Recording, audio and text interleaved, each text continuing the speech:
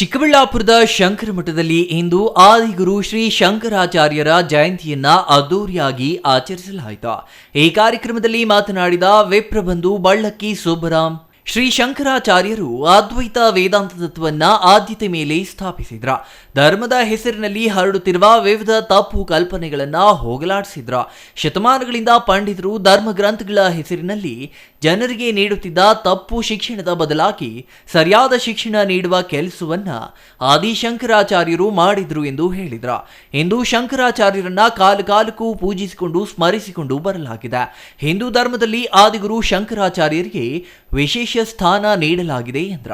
ಅನೇಕ ನಂಬಿಕೆಗಳಂತೆ ಶ್ರೀ ಆದಿ ಶಂಕರಾಚಾರ್ಯರನ್ನ ಭಗವಾನ್ ಶಿವನ ಅವತಾರವೆಂದು ಪರಿಗಣಿಸಲಾಗಿದೆ. ಅವರ ಜೀವನ ಮನುಕುಲಕ್ಕೆ ಸ್ಫೂರ್ತಿಯ ಮೂಲವಾಗಿದೆ. ಅವರ ಸಿದ್ಧಾಂತಗಳು ಮನುಷ್ಯನ ಬದುಕನ್ನೇ ಬದಲಾಯಿಸುವ ಸಾಮರ್ಥ್ಯ ಹೊಂದಿವೆ ಎಂದ್ರ. ಆದಿಗುರು ಶಂಕರಾಚಾರ್ಯರು 8ನೇ ಶತಮಾನದಲ್ಲಿ ಕೇರಳದ ಕೆಳದಿ ಗ್ರಾಮದಲ್ಲಿ ಬ್ರಾಹ್ಮಣ ಕುಟುಂಬವೊಂದರಲ್ಲಿ ಜನಿಸಿದ್ರ. ಅವರ ತಂದೆಯ ಹೆಸರು ಶಿವಗುರು ಮತ್ತು ತಾಯಿಯ ಹೆಸರು ಆರ್ಯಾಂಬ. ಶಂಕರಾಚಾರ್ಯರ ತಂದೆಯಾದ ಶಿವಗುರುಗಳು ಧರ್ಮಗ್ರಂಥಗಳಲ್ಲಿ ಪರಿಣಿತರಾಗಿದ್ರ. ಅವರು ತಮ್ಮ ಮಗನಿಗೆ ಶಂಕರ ಎಂದು ಹೆಸರಿಸಿದರು ಎಂದ್ರ. ಶ್ರೀ ಗುರುಭ್ಯೋ ನಮಃ. ಈ ದಿನ ಶಂಕರ ಭಗವತ್ಪಾದರ ಜಯಂತಿ ಪ್ರಯುಕ್ತ ಚಿಕ್ಕಬಳ್ಳಾಪುರದ ಶ್ರೀ ಶಂಕರ ಮಠದಲ್ಲಿ ಬ್ರಾಹ್ಮಣರ ಮುಖೇನ ಅನ್ಯೋನ್ಯ ಸಹಾಯನ ಶತ್ರುದ್ರಾಭಿಷೇಕವನ್ನು ಶ್ರೀಮದ್ ಆಚಾರ್ಯರಿಗೆ ಸಮರ್ಪಿಸಲಾಗಿದೆ ಮತ್ತು ಮಹಿಳೆಯರಿಂದ ಈ ದಿನ ಶಿವಾನಂದ ಲಹರಿ, ಸೌಂದರ್ಯ ಲಹರಿ ಎಲ್ಲವನ್ನು ದೇವಿಗೆ ಸಮರ್ಪಣೆ ಮಾಡ್ತಾಯಿದ್ದಾರೆ.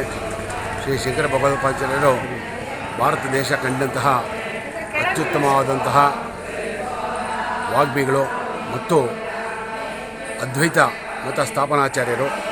ಅದ್ವೈತ ಇರಲಿಲ್ಲ ಅಂತಲ್ಲ, ಅದು ಮುಸುಕಾಗಿತ್ತು.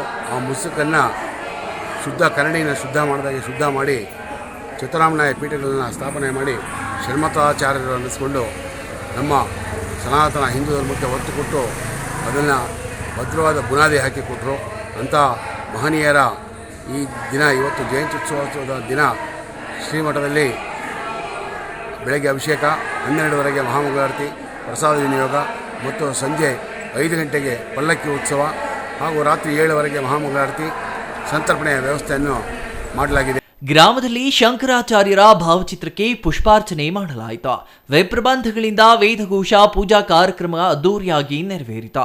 ಈ ಸಂದರ್ಭದಲ್ಲಿ ಲಕ್ಷ್ಮಣರಾವ್, ನಾಗಭೂಷಣ್, ಛಾಯಾಗ್ರಾಹಕ ಎಸ್ ಜಯರಾಮ್, ಕೆವಿ ವೆಂಕಟೇಶ್ ಮೂರ್ತಿ, ಮಂಡಿಕಲ್ ರಾಮಣ್ಣ, ಲತಾ, ಅನುಪಮಾ, ನಳಿನಿ, ಮಂಜುಳಾ ಸೇರಿದಂತೆ ಇನ್ನೂ ಹಲವರು ಭಾಗವಹಿಸಿದ್ರ. Jangalahalli Ashwath, CTV news, Chikkaballapur.